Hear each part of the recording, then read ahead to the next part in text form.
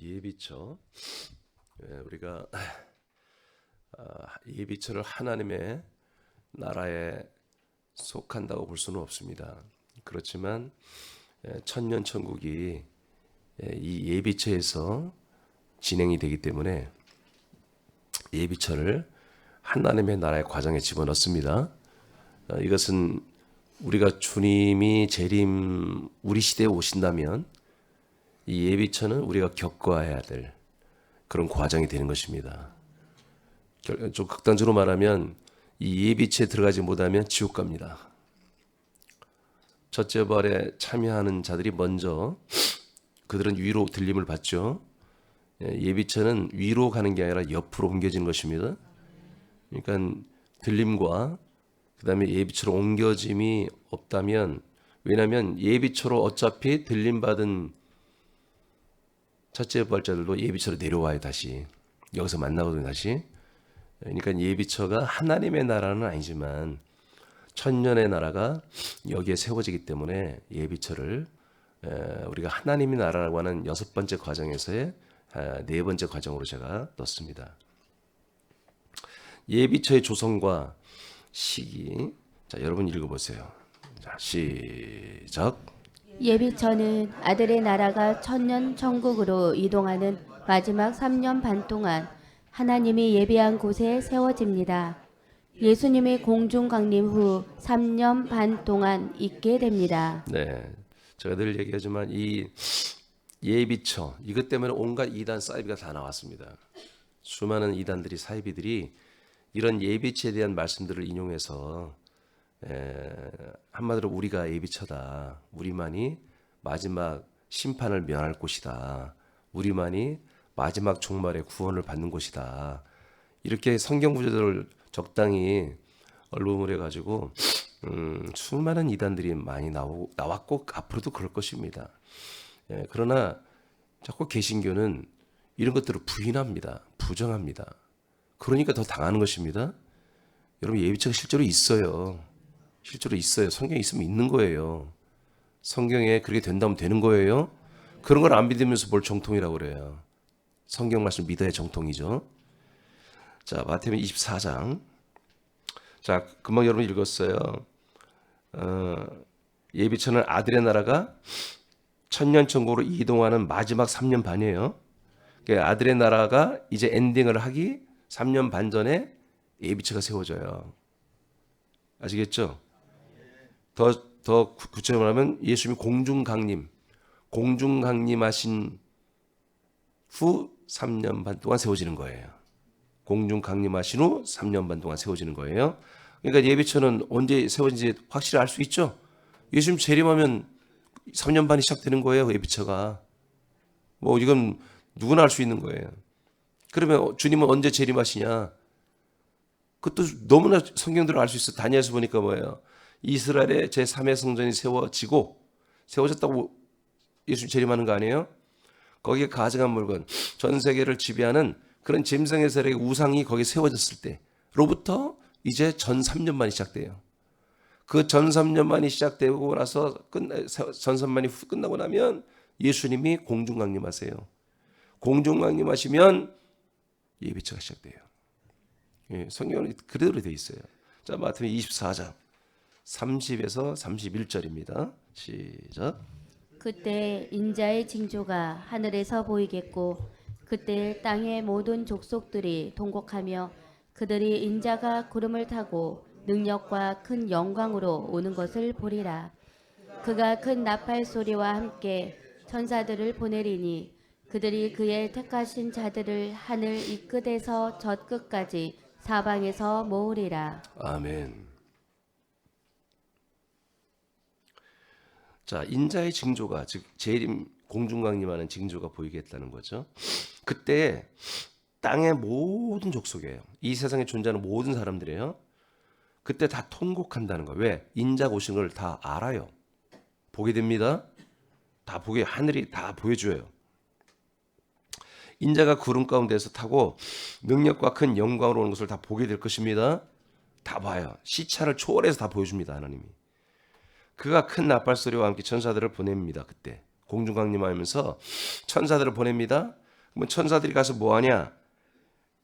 우리 하나님께서 택하신 자들을 하늘 이 끝에서 저 끝까지 사방팔방에서 다 한마디로 이렇게 불러서 다 모아놓습니다.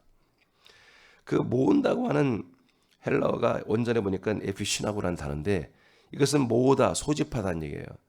우리가 예비군 남자들은 명령 떨어지면 소집되잖아요. 그런 것처럼 다 소집이 되는 거예요. 하나님이 천사들을 보내어 사방에서 사람들을 모으는 것은 수평적 이동입니다. 아시겠습니까? 수평적. 이들은 예비처로 이동하는 성도들입니다. 그러니까 저 북경에 사는 사람이나 아프리카에 사는 사람이나 유럽에 사는 사람들이나 미국에 사는 사람들이나 하나님께서 천사들을 통해서 소집을 한다는 것입니다. 그래서 어느 지역, 하나님이 정해놓은 지역으로 다 한마디로 모은다는 거예요. 모은다는 거. 그냥 부르심이 아니에요. 모은다는 거예요. 다 모아버린다, 한 곳에. 그러니까 이 하나님의 모으시는 일에 해당이 안 되는 자들은 뭐다? 다 지옥 갑니다. 구워놓습니다. 그래서 후 3년만을 하나님이 직접 이 세상 사람들을 때리는 심판을 받게 되는 것입니다. 불과 유황의 심판을 받았던 소돔과 고모라 성처럼 직접 하늘에서 불이 떨어져서 소돔 고모라 성을 무너뜨리잖아요. 그런 심판이 실제로 있었어요. 하늘에서 떨어지는 불로. 구약성경을 읽어보면 출애굽기 여정 가운데서도 하나님이 심판하는 내용이 많이 나오잖아요. 실제로. 그죠? 그런 일들이 후 3년 만에 일어납니다. 그러니까 예비처럼 옮겨지지 않는 이들은 전무후무한 환난 가운데 고통을 받다가 다 지옥불로 떨어지는 것입니다. 하나님이 계시록 12장 6절을 보겠습니다. 시작. 그 여자가 광야로 도망하며 거기서 1260일 동안 그를 양육하기 위하여 하나님께서 예비하신 곳이 있더라. 네, 1260일은 3년 반입니다. 그러니까 하나님이 1260일 동안 양육을 하기 위하여, 여자는 교회로 보시면 됩니다. 그리스도 몸된 교회들을 말하고요. 광야로 도망간다고 표현했지만 광야로 뭐예요? 모으신 거예요. 하나님께서 광야로 모으신 거예요. 광야에 모으셨어요. 모으셔서 며칠 동안 1260일 동안 이곳에서 양육을 받습니다. 자, 1260일 동안, 근데 여기서 뭐라고 그래요? 양육받는 것을 예비하셨다 해서 그냥 제가 예비차라고 하는 거지, 예비차라는 단어가 없습니다. 성경에는. 근데 하나님이 준비하신 곳이다 이거예요. 하나님이 예비하신 곳이다. 이곳에서 하나님이 어떻게 한다? 1260일 동안 양육을 해주신다.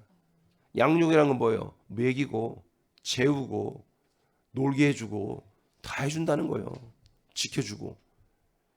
그게 양육이잖아요. 이걸 해주겠다. 자, 이곳을 뭐라고 한다? 이곳을 저는 예비차라고 한다.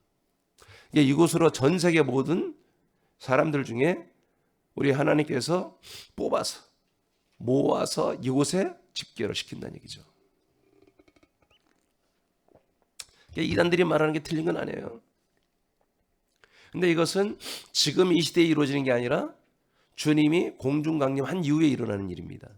그런데 이단 사이비들은 뭐예요? 지금 자기들이 예비차다, 도피차다, 우리들만이 마지막 종말에 그 심판을 면할 수 있다. 그러면 사람들이 또 그걸 믿어요. 믿어서 온갖 재산을 다 기부하고 다 헌금하고 자기들을 거기서 구원받고 싶다고 그렇게 해서 그 교단에 들어가고 그들의 어떤 은신처로 들어가고 그런 일이 많이 일어나잖아요. 너무나 미련한 거죠. 여러분, 지금이 아닙니다. 그러나 결론적으로 말하면 지금 뭐예요? 우리는 그리스도의 몸에 있죠. 그리스도의 몸에 있는 것이 뭐예요? 원래부터 하늘에 있는 거예요. 아버지 품에 있는 거예요. 하늘에 있는 거예요. 하늘 나라에 있는 거예요. 아들의 나라에 있는 거예요. 이 예비처에 있는 거예요. 들림받고 하늘 천국으로 다시 올라가는 거예요. 그리스도의 몸에 붙어 있으면요, 완전히 가장 안전한 거예요. 가장 안전한 거. 그래서 우리가 그리스도의 몸에 산다는 거, 하나님께서 이 세상에 1991년 전에 거처가 되는 그리스도의 몸을 이 땅에 반석을 허락하시고 우리들을 불러 교회를 삼으시고 우리들을 이 반석에 한 몸 된 교회를 세웠죠. 이 사실이 우린 정말 놀라운 거예요. 감격적인 거예요. 그 어떤 일이 앞으로 일어나도 우리는 안전한 거예요. 그러나 이 그리스도의 몸을 여러분 벗어버리면, 이 그리스도의 몸에서 여러분 한마디로 아웃되면요 희망이 없습니다. 이 그리스도의 몸과 무관하면요 희망이 없어요. 희망. 만지지 마요. 손 놔요. 손 놔. 괜찮아. 스가랴서 14장 4절을 보겠습니다. 시작. 그 날에 그의 발이 예루살렘 앞 곧 동쪽 감람산에 서실 것이요 감람산은 그 한가운데가 동서로 갈라져 매우 큰 골짜기가 되어서 산 절반은 북으로 절반은 남으로 옮기고. 자, 예수님이 공중 강림하신 다음에 저제부활자들을 신부들을 다 불러 모은 다음에 신부들은 하늘나라 하늘 왕국의 예루살렘 성에 다 거기에 데리고 가고 이제 어느 시간이 지나면 예수님이 지상 강림을 하세요. 아까는 공중 강림했어요. 두 번째는 지상 강림. 근데 이게 시간이 아주 많이 길지는 않아요. 그런데 제가 이제 우리가 다니엘서를 통해서 보니까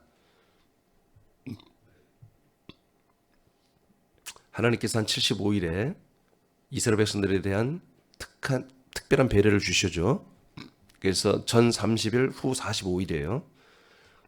그래서 제가 계산하기에는 공중 강림하시고 45일이 될 거라고 생각이 들어요. 왜냐하면 이분이 감람산이 바로 예루살렘 바로 옆에 시온산 옆에예요. 바로 옆에예요. 그냥 옆산이 옆산. 이분이 이 산에 서시면 이 감람산을 동과 서와 남과 북으로 나눠서 다 밀어버려요. 다 밀어버리면 예루살렘이고 뭐 무슨 사마리아고 그 옆에 뭐 요르단이고 그 옆에 뭐 시리아니 위에 시리아니 뭐 이라크 뭐 이란 할 거 없어요. 싹 밀려버립니다. 그 크기가 예루살렘 성만 미국의 5분의 3 크기니까 정확히 그 전체 이 천년천국의 바운더리 크기를 나오지는 않습니다. 성경에 성의 크기가 나와버렸잖아요. 그 크기를 계산해 보니까 미국의 5분의 3 크기란 말이에요.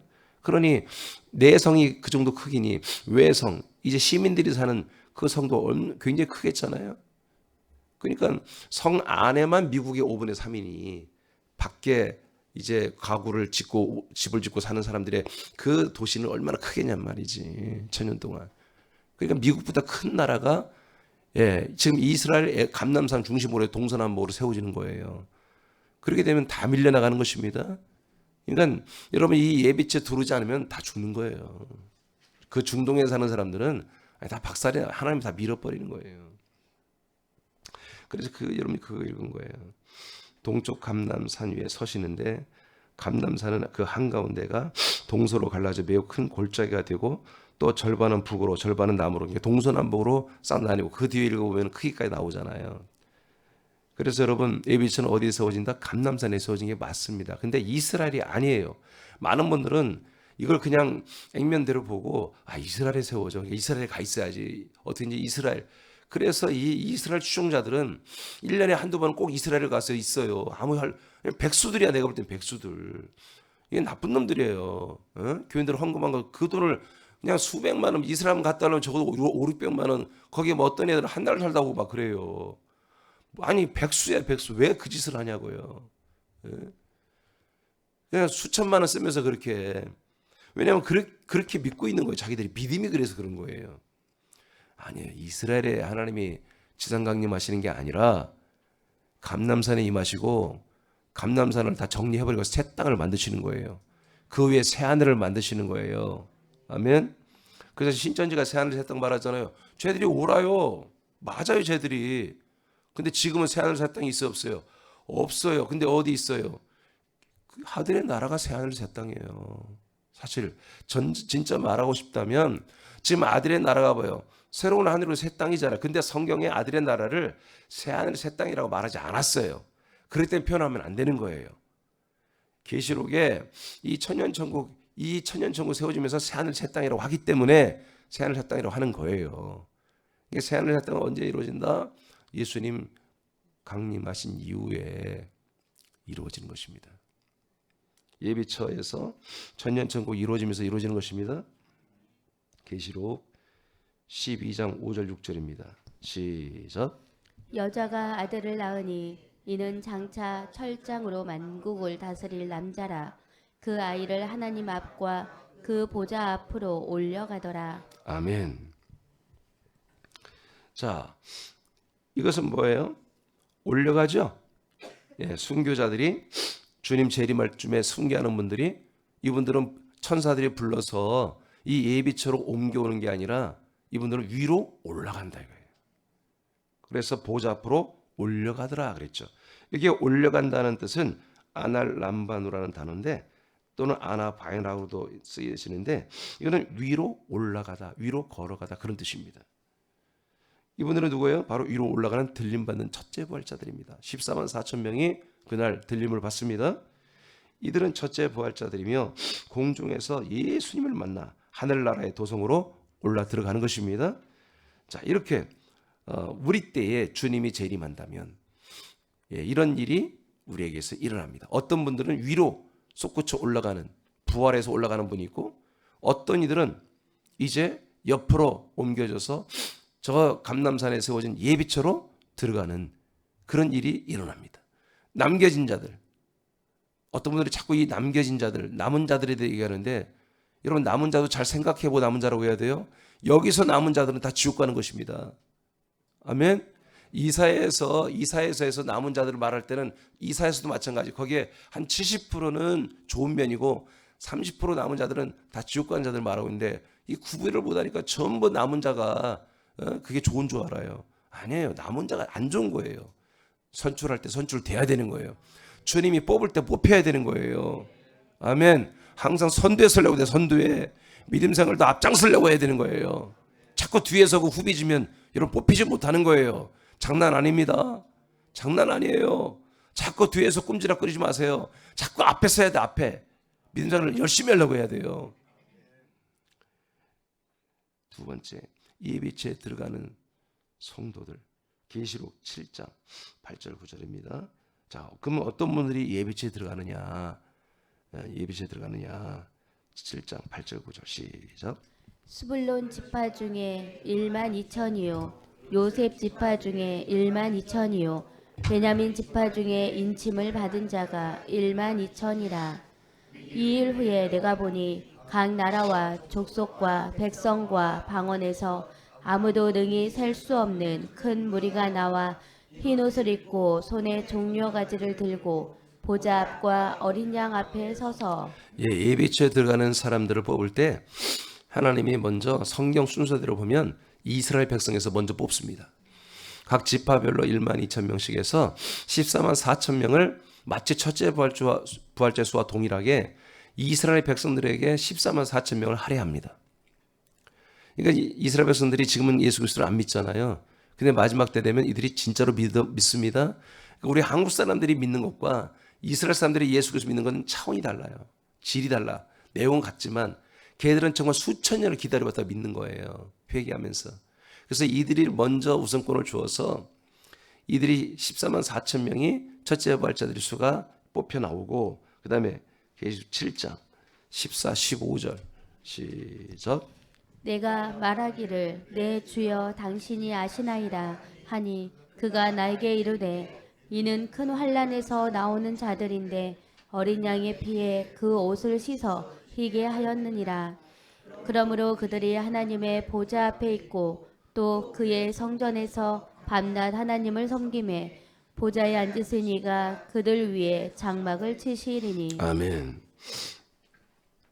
자, 계시록 7장 14절로 해서 15절까지 봤지만 그 뒤까지 좀 읽어보면은 이들의 수가 소를 셀 수 없을 정도로 좀 많다. 꽤 많은 숫자다. 수를 못 세겠다. 14만 4천까지 셌어요. 근데 이들의 수는 더 많다는 거죠. 이스라엘보다 훨씬 많아야죠. 당연히. 이들은 그럼 누구냐? 어떤 분들이길래 이분들이 뽑혔느냐? 이들은 큰 환난에서 나오는 자들이에요. 환난. 여러분 환난을 겪은 자들이 나오는 거예요. 그러면 생각해봐. 여기 봐요. 전 3년 만에 환난을 겪는 자들이 누가 겪겠어요? 누가 환난을 겪겠어요? 전 3년 만에? 그냥 믿는 자가 아니에요. 그 당시에 전 세계 믿는 자가 엄청나게 많아요. 지금도 전 세계 여러분 기독교인도 22억이라니까. 그리고 이슬람 물론 기독교만 따져봅시다. 근데 22억인데 믿는 자 얼마나 많아요? 그럼 그 사람들이 다 오겠어요? 믿는 자가 아니라 그 당시에 종교 통합까지 일어나잖아요. 정말 참 믿음을 가진 자예요. 진짜 믿음. 그래서 전 세계 정통 기독교, 전 세계 정통 종교 통합자들에게 핍박받는 자들입니다. 아시겠습니까? 예. 한마디로 진짜 모든 정통들에게 너는 한마디로 이단이야, 사이비 하면서 핍박받는 소수의 그룹들이에요, 이게. 소수의 그룹들. 예. 우리 새남교회가 이런 말씀을 증거하면서 부흥되면 분명히 우리를 공격할 거예요. 그럼 우리는 핍박을 받을 겁니다. 여러분 그게 뭐예요? 화해예요? 복이에요? 복이야? 요건 내가 다 먹으라고. 요건 내가 다 먹고 복은 여러분이 받고. 그래요. 좋다 이거예요. 예, 그게 사실은 마지막 때의 복입니다. 우리가 성경을 벗어났다면 우리 회개해야 되죠. 그죠? 우리가 성경 안에 이 하나님의 이 약속대로 믿고 있다면, 그런데 우리가 그것을 때문에 핍박을 받고 있다면, 환난을 받고 있다면 그건 뭐다? 진짜 복이에요. 그런 교회에서 뭐예요? 첫째 부활자가 나오는 거예요. 순교자가. 그런 교회에서 가장 앞장섰던 분들이 뭐예요? 순교당하겠죠? 잡혀서 죽임을 당하잖아요. 이때 참수라고 해요. 목배임을 하고 있는 거죠. 목배임. 그러니까 종교 통합이 일어나면 이슬람교가 잡습니다.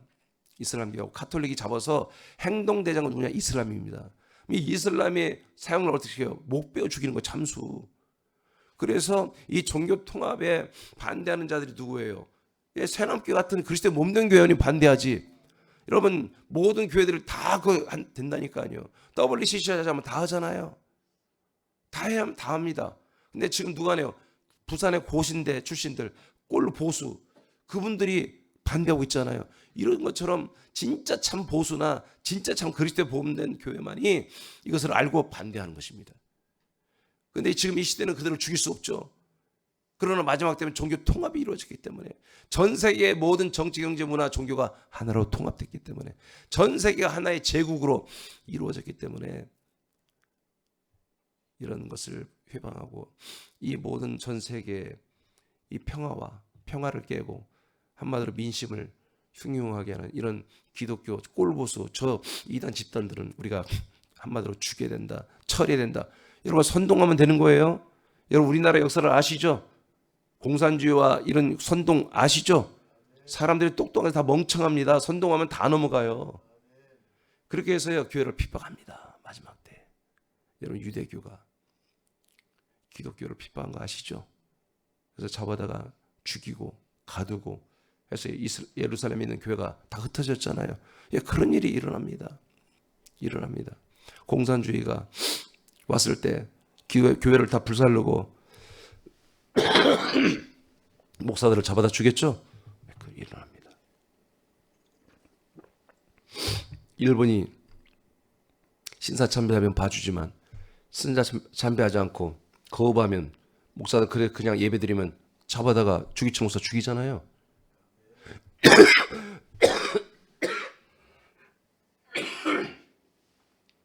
그러니까 이러한 역사는 이미 세상에 너무나 많이 있었습니다. 캐톨릭은 말할 것도 없죠. 캐톨릭의 교리를 반대하면 정통 기독교, 정통 이 진짜 참된 복음을 주장하고 성경을 주장하면 다 잡아다 죽였죠. 이런 일이 역사에 계속 있었단 말이에요.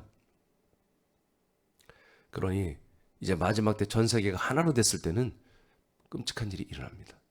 이제 그때 순교의 단계까지 가신 분들은 첫째 부활에 들어갈 것이고, 그 다음에 순교는 아니지만 환난을 받는 분들은 이 예비처로 들어가는 것입니다. 그러니까 적당히 타협하고 사는 믿는 자들, 항상 모든 세상의 흐름과 문화와 대세에 따라서 그렇게 믿는 자들, 세상의 모든 돌아온 문화 그런 얘기를 하면서 강대상에서 그런 예화들과 그런 농담하면서 낄낄대는 그런 교회들은요 전부 다 넘어갑니다. 통합교회 다 종교 통합에 다 들어갈 수밖에 없습니다. 그러나 그것을 끝내 반대하고 믿음의 정절을 지키는 진짜 그리스도의 몸된 교회들은 환난을 받죠. 핍박을 받죠. 그런 핍박을 받는 이들이 들어간다. 예비처럼.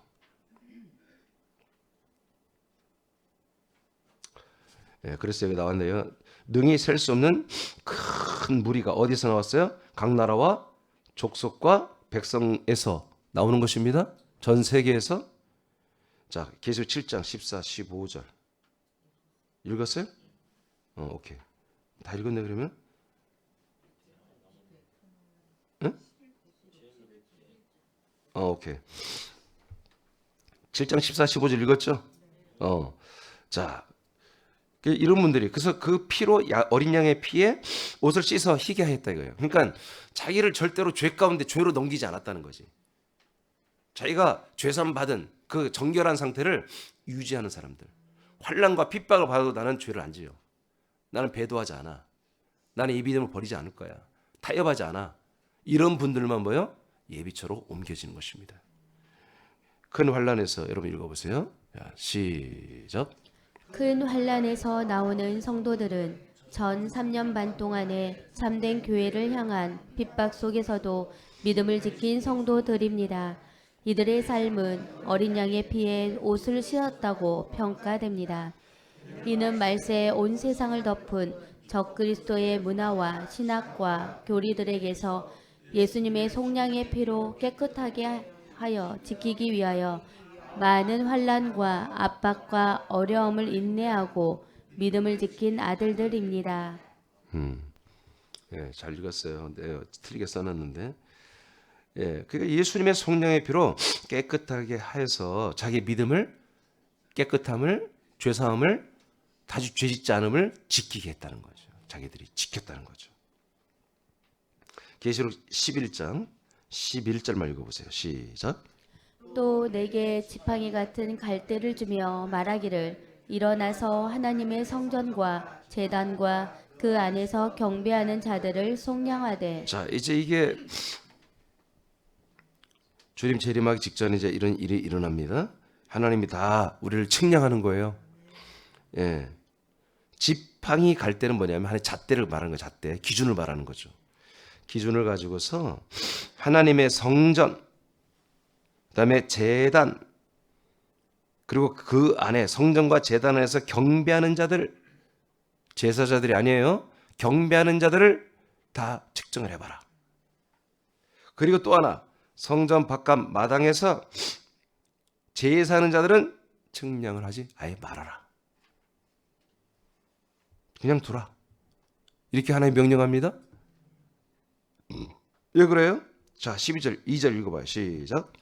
성전 바깥 마당은 측량하지 말고 그냥 두라.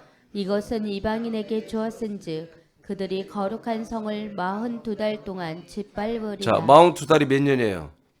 3년 반이잖아요. 3년 반이 뭐예요? 이게 바로 후 3년 반이에요.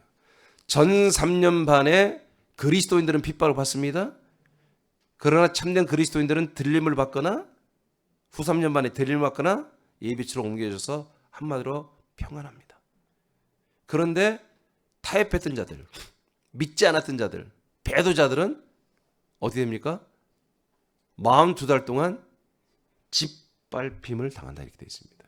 하나님이 밟아버리는 것입니다. 여러분, 사단이 밟는 게 아니에요. 하나님이 밟아버려요. 하나님의 군대가 와서. 우리가 하나님을 자꾸 오해하면 안 돼요. 하나님은 선과 악이 분명하신 분이에요. 예. 진리와 불의가 정확하신 분이에요.